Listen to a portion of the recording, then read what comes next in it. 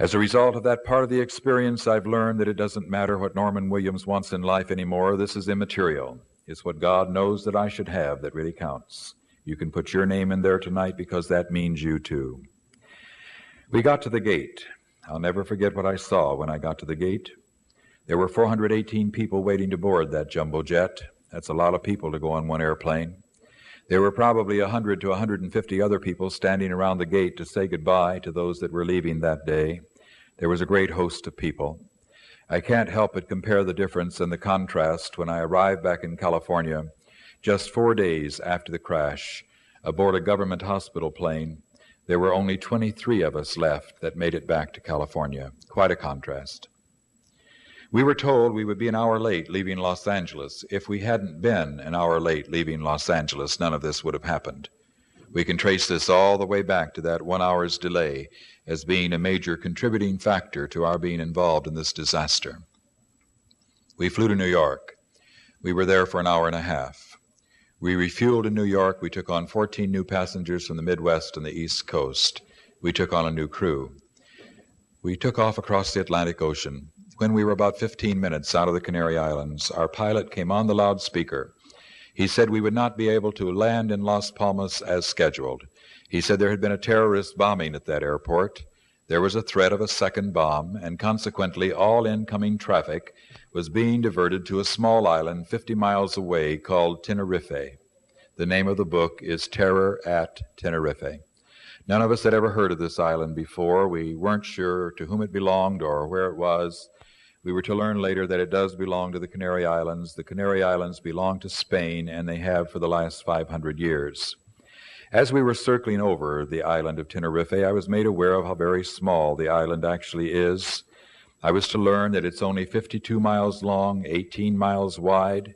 There are over 700,000 people living on that small island. It's one of the most exotic places I've ever seen, but one of the most crowded spots I've ever been in. The airport is equally as small. It wasn't built actually to receive jumbo jet traffic. It only had one operable runway, for example. As we were attempting to land at that airport with one runway, it seemed to me that it was all our pilot could do to bring our 747 to a halt. It just seemed we didn't have enough runway. Later, as I was able to step off of the plane, I could see why he was having that problem, because prior to our landing there, they had already brought in 6 jumbo jets. We were number 7. As I looked behind our plane, I counted 11 more jets that they had brought into this small airport with one runway. Of course, there was a sea of humanity, wall-to-wall people. And as a result of these extremely crowded conditions, we were told that we would have to remain aboard our 747 and wait. This is what we had to do for 4 solid hours. We sat there and did nothing but wait. Ironically, there was a 747 standing next to us to our right.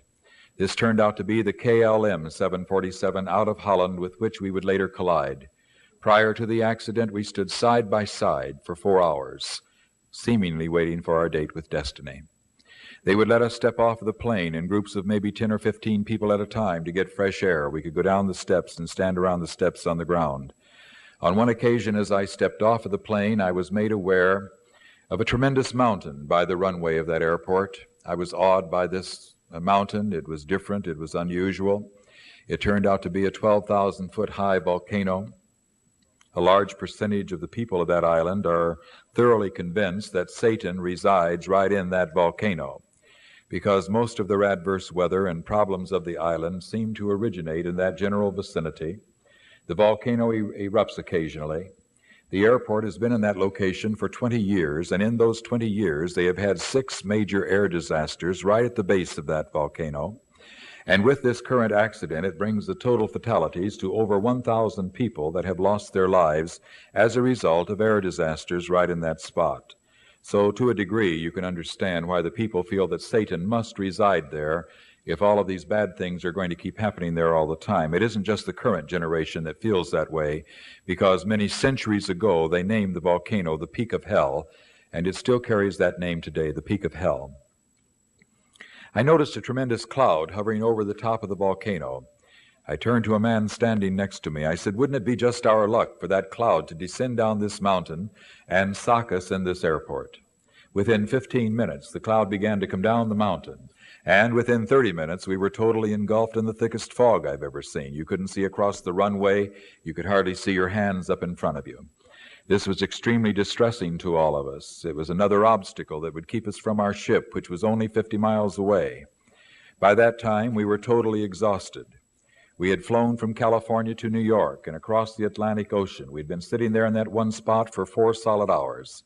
We ran out of food, we ran out of beverages, we ran out of water, we ran out of peanuts, and whenever an airplane runs out of peanuts, you're in bad trouble, because that's the last thing they ever run out of. No more peanuts, bad trouble.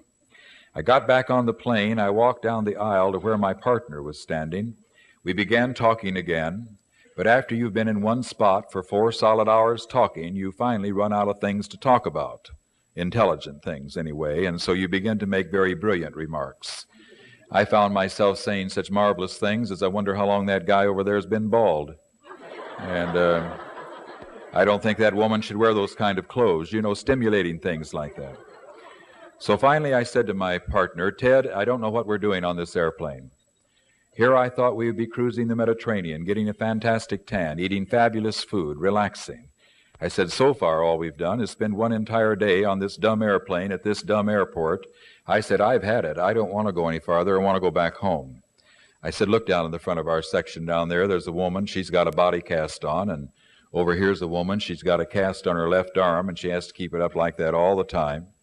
And I said, here comes that man down the aisle again, dragging his body on 2 canes. I said, I'm not going to have any fun on this kind of a cruise. I want to go back home. I said, this reminds me of a movie that I saw on television not too long ago. The name of the movie was The Ship of Fools. He hadn't seen it. I started telling him about it. This movie was about a cruise ship filled with people. They were starting a cruise. They thought it was a holiday cruise. They were hilariously happy, and they were merrymaking. But the thing that they did not know was that they had all just died. They were all sailing off into eternity. I said very lightly to my partner, that's just what this reminds me of, that seemingly these people are sailing off into eternity. I had no idea what I was saying. Little did I know that in less than 10 minutes, almost everyone on that jumbo jet would actually be dead and actually in eternity. In fact, the very last word I said to my business partner was eternity. The pilot came on the loudspeaker at that point. He asked us to sit down and put our seatbelts on. He said we were going to begin taxiing. He said the airport at Las Palmas had reopened. Of course, we were delighted to do this. Just to be moving after sitting there for 4 hours was exciting. It wasn't quite 5:30 in the afternoon. We knew the ship was only 50 miles away. If we left then, we could get to the ship before dark. And we were so elated over this that we all began singing. We all began applauding. The pilot came on the loudspeaker again. He asked us to remain in our seats with our seatbelts fastened. He said there would be a slight delay. He said the pilot of the KLM 747 standing next to us had decided to refuel his plane at that airport. He wasn't supposed to have refueled there, but he took on 21,000 gallons of jet fuel. This added 142,000 pounds of weight to the KLM 747. Those that are now studying the crash are of the firm opinion that if he had not taken on that added weight of fuel, that more than likely in his last desperate attempt to rise over us, he could have made it, but they feel that that added weight of fuel kept him down. Our pilot was so upset over this new development that he asked our co-pilot to leave the plane, measure the distance between the two 747s, to see if there was room for us to go around the KLM and take off first. Our co-pilot did this. In just a few moments he came back. He said, I'm very sorry to report that we're just 11 feet short of the space that we need. Just 11 feet. There were moments that they talked about bringing the ship over from one island to the other, the distance of 50 miles to pick us up, and if they had done that, none of this would have happened. In this book, there's a whole page of ifs. If we hadn't left Los Angeles an hour late, if there hadn't been a terrorist bombing, if the fog hadn't come in, if he hadn't refueled there, if there'd been the needed space for us to go around the KLM and take off first, if they had brought the ship over from one island to the other. So many ifs. It seemed that we had a date with destiny. As I look back over the entire experience from this point of view, I'm totally amazed. I'm actually awed at the perfection of timing. It seemed like everything was so perfectly timed for this disaster to happen. The refueling process didn't take very long. We remained in our seats with our seatbelts fastened as we were requested to do. I can remember vividly seeing the KLM taxi by my window.